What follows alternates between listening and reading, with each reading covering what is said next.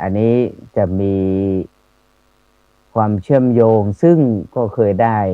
ออกรายการในช่วงกลางคืนไปนานแล้วเหมือนกันนะธรรมะสี่แผ่นดินอะไรนี่แหละนะเพราะนั้นวันนี้ได้มีโอกาสเพราะช่วงเดือนที่แล้ว ก็มีรายการจะออกเหมือนกันแต่ติดภารกิจงานสังคมของคณะสงฆ์นะเพราะฉะนั้นก็ทำหน้าที่นะที่ได้ไปหลายๆที่ไปช่วยงาน โดยนะได้รับคำสั่งจากพระเดชพระคุณหลวงพ่อเจ้าคุณพระราชวชิรากรดรเจ้าคณะจังหวัดอุตรดิตถ์ได้มอบหมายให้ไปทำหน้าที่ช่วยภารกิจงานของคณะสงฆ์บ้างในช่วงภารกิจหลายอย่างนะเพราะนั้นวันนี้ได้มีโอกาสส่วนทางมหาวิทยาลัยมหาจุฬาลงกรณราชวิทยาลัยที่ได้ไปปฏิบัติหน้าที่อยู่ก็ปิดแล้วนะสอบปลายภาคเสร็จเรียบร้อยแล้ว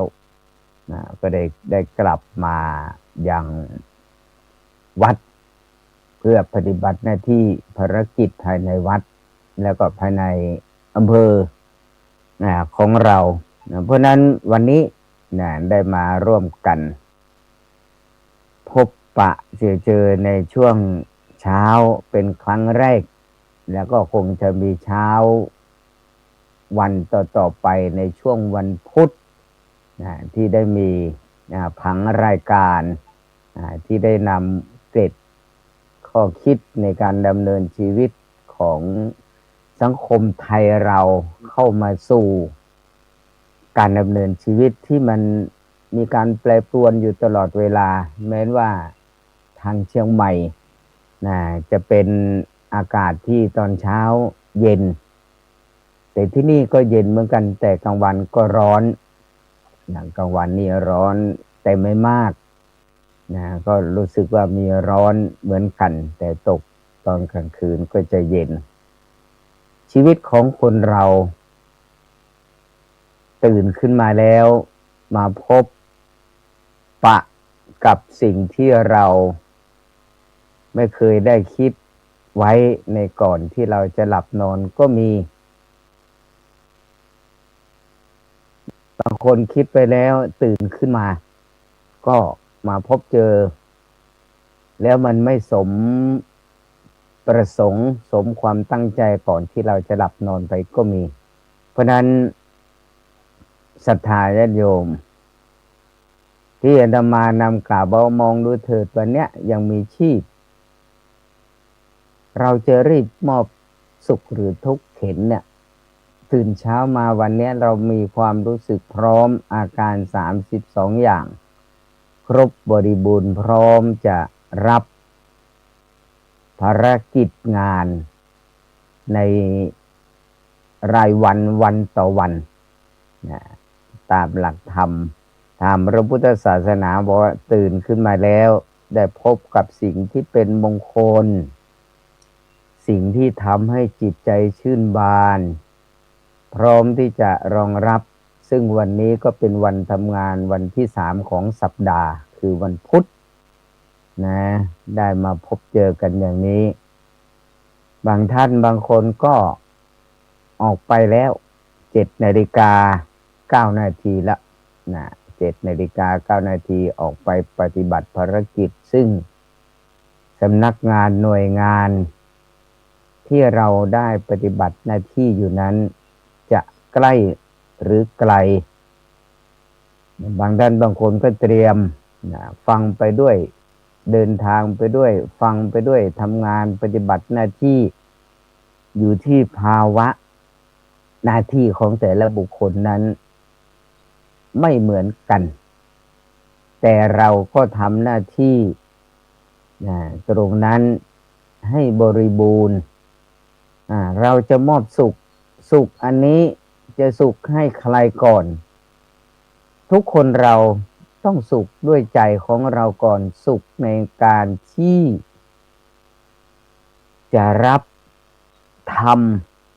จะรับเข้ามาหรือมีอยู่แล้วรับอยู่แล้วนะอยู่ในใจของเราในการตื่นขึ้นมาแล้วสภาวะร่างกายของคนเราบางคนนอนไปเมื่อวานนี้ที่ผ่านไปแล้ว12 ชั่วโมงผ่านไปวันนี้เริ่มสตาร์ทใหม่ตื่นขึ้นมาไม่เหมือนกันอันนี้ทีแรกตั้งใจบอกว่าสุขพอตื่นขึ้นมามันผิดปกติตามร่างกายมันก็จะโยงไปถึงหลักธรรมที่เราใช้ชีวิตประจำวันนี่แหละท่านผู้ฟังทั้งหลายที่เราบอกว่าใช้ชีวิตประจำวันเหมือนกันตื่นเช้าขึ้นมาแล้วอยู่ในหลักธรรมขององค์สมเด็จพระสัมมาสัมพุทธเจ้าที่พระองค์ได้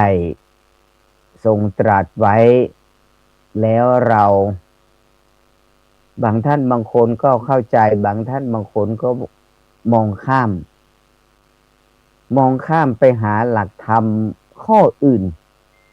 แต่มีอยู่ข้อหนึ่งที่อยู่ในใจเราตลอดที่เราจะมองข้ามบ้างบางคนก็รู้บางคนก็โอ้มีด้วยเหรอบางคนก็ไม่รู้เพราะฉะนั้นบอกว่าที่เรามองข้ามตื่นมาแล้วสุขภาพร่างกายของคนเราพร้อมที่จะทำงานพร้อมที่จะรับรองสิ่งเปลี่ยนแปลงแปรปรวนเข้ามาใหม่หรือว่าสิ่งเดิมกับบางคนที่ตื่นขึ้นมาแล้ว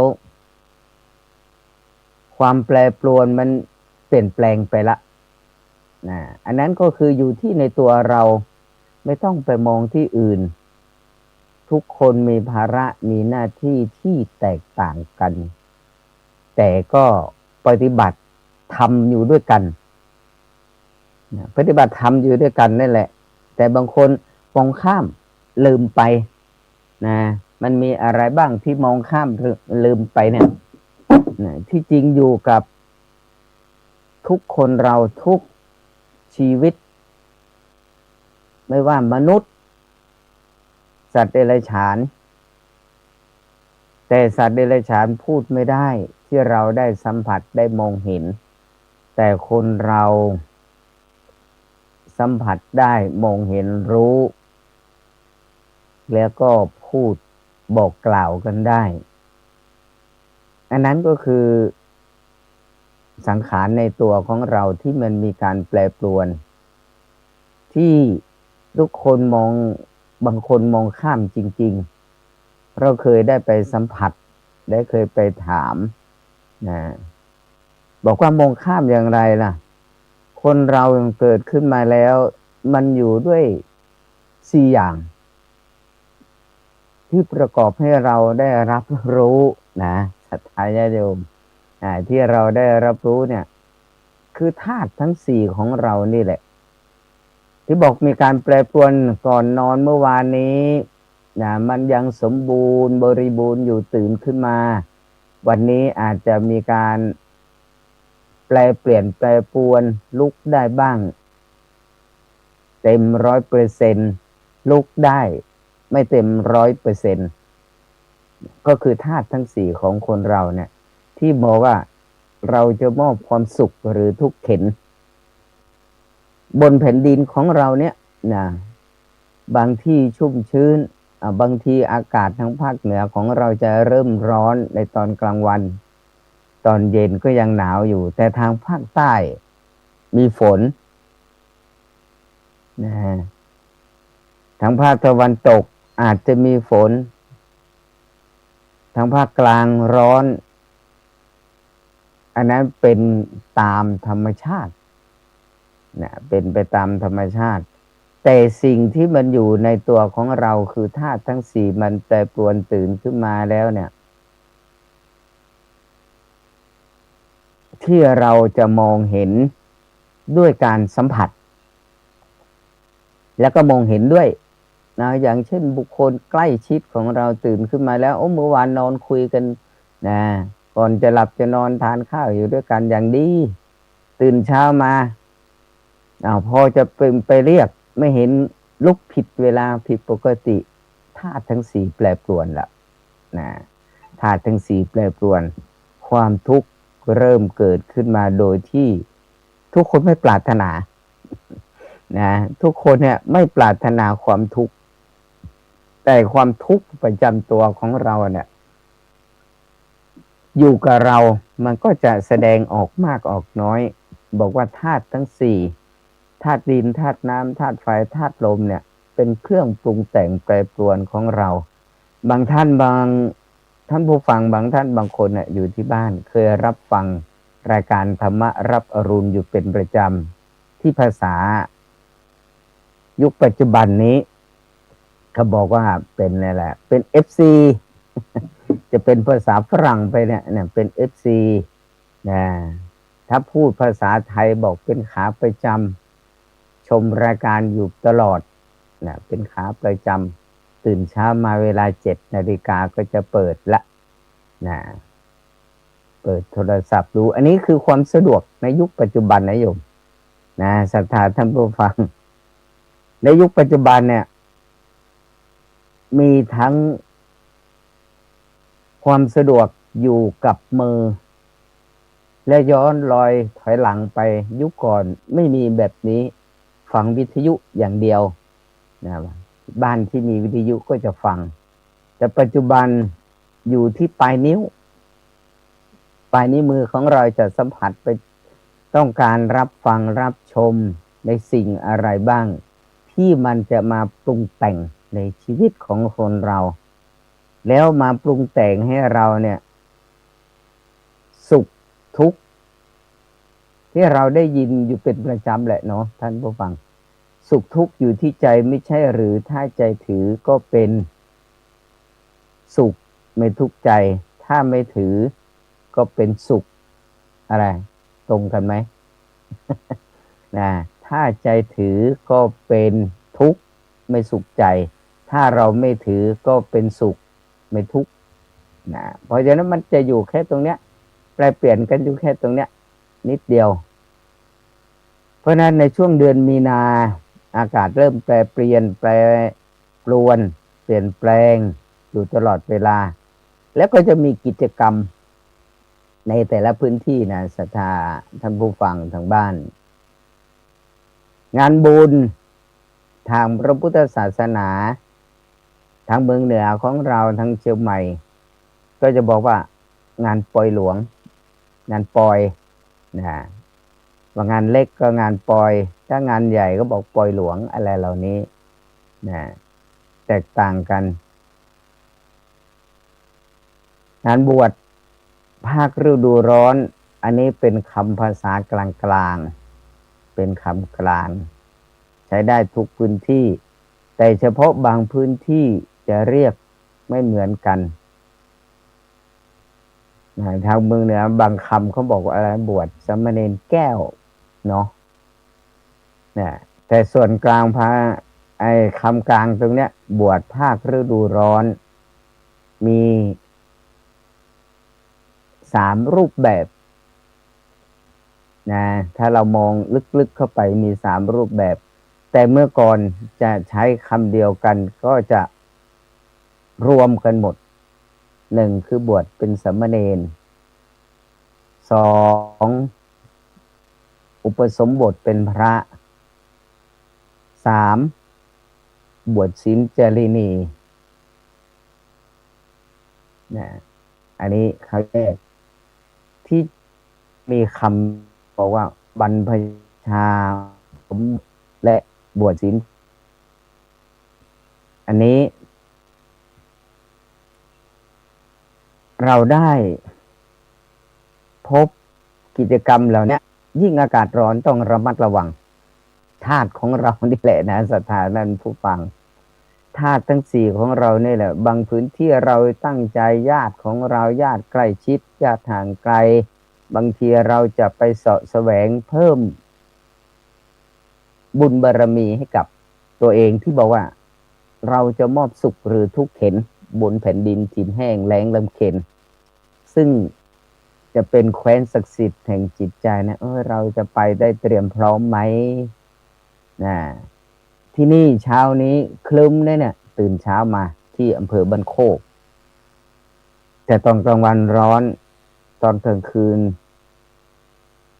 อากาศจะเย็นได้ห่มผ้าอยู่ตอนเช้ามาร้อนอากาศแปรปรวนแล้วก็ดูสุขภาพสุขภาวะของเราที่จะไปร่วมงานบุญงานบวชในแต่ละพื้นที่มีกันทุกจังหวัดทุกอำเภอแหละจะจัดเล็กจะจัดใหญ่บางอำเภอก็จะจัดกันหลายวัดเขตอำเภอนั้นทุกอำเภอหนึ่งเพราะฉะนั้นเราไปแล้วดูธาตุของเราด้วยนะไม่ใช่พกยาธาตุนะไม่ใช่พกยาธาตุแต่ธาตุที่มันแปรปรวนอยู่ในร่างกายธาตุดินธาตุน้ำธาตุไฟธาตุลมถ้าหน้าร้อนก็ต้องเตรียมยาประจำตัวยาประจำตัวของเรายาที่เราเกิดวิกฤตฉุกเฉินขึ้นมาบางท่านบางคนเป็นอะไรโรคหอบหืดหอบหืดต้องใช้ยาพ่นบางท่านบางคนพกที่อาตมาเคยไปพูดติดอยู่เป็นประจำเวลาไปช่วยงานอากาศร้อนก็บอกว่าโยมมียามาไหมมียาอะไรบอกยาลมยาดมยาหม่องยาแหม่งมาแบ่งกันทาหน้าร้อนปวดหัวอะไรตามมาทายาหม่องต้องผู้ที่มีอายุพกอย่างนั้นนะวัยกลางคนวัยทำงานวัยรุ่นบางท่านบางคนก็พกยาลมจะติดไว้อย่างนั้นใช้เพราะฉะนั้นเราตื่นขึ้นมาเนี่ยเรามองสุขภาพจิตของเราสุขภาพกายของเราเมื่อวานมันแข็งแรงมันดูดีอยู่แต่ตื่นเช้ามามันผิดปกติธาตุตัวนี้แหละมันแปรปรวนให้เราได้รับรู้อยู่ตลอดเวลาที่องค์สมเด็จพระสัมมาสัมพุทธเจ้าพระองค์ทรงตรัสไว้ว่าคนเราต้องอยู่ด้วยกันธาตุทั้งสี่ถ้าไม่มีถ้าธาตุทั้งสี่ผิดปกติมีอาการไม่ดีแล้ว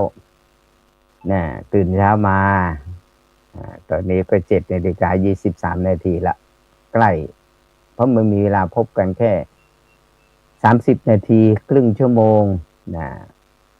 เลทนิดหนึ่งที่เลทบอกว่าไม่ตรงเป๊ะ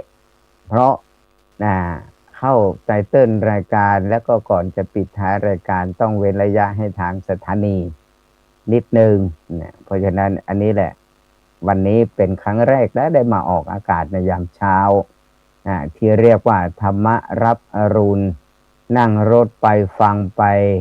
อย่าฟังเพลินนะที่บอกว่าอย่าฟังเพลินบางทีนึกว่านั่งฟังอยู่ในบ้านมันจะเกิดอันตรายแล้วก็ทำครัวอยู่เข้าโรงครัวทำครัวอยู่ในชีวิตประจำวันของเราเนี่ยแหละที่นักปราชญ์ท่านผู้รู้นักเทศนักบรรยายนักพูดต่างๆเขาบอกว่าสติมาปัญญาเกิดเราจะได้ยินได้ฟังอยู่เป็นประจำนะคณะศรัทธาท่านผู้ฟังทางบ้านสติมาปัญญาเกิดสติเตลิดจะเกิดปัญหาอีก2 คำโยมไปต่อเองนะ สติมาปัญญาเกิดฟังแล้วได้ข้อคิดบ้างฟังแล้วฟังดีถ้ามันชีวิตมันเตลิดไปเนี่ย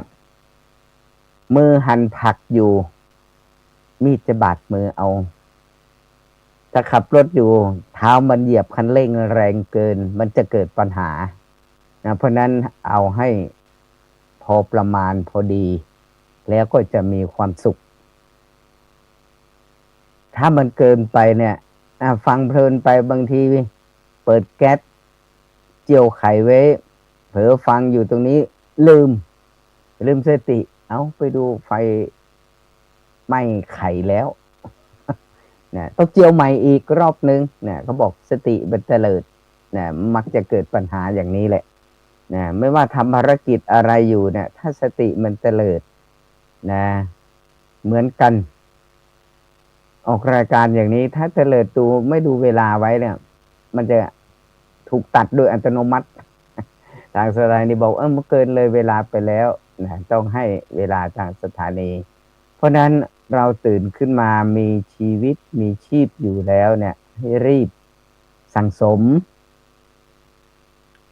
มบุญบารมีสั่งสมความดีสิ่งที่มันเป็นมงคลนะที่มันเป็นมงคลที่เกิดขึ้นตื่นขึ้นมาพูดเพราะเป็นมงคลกับปากแล้ว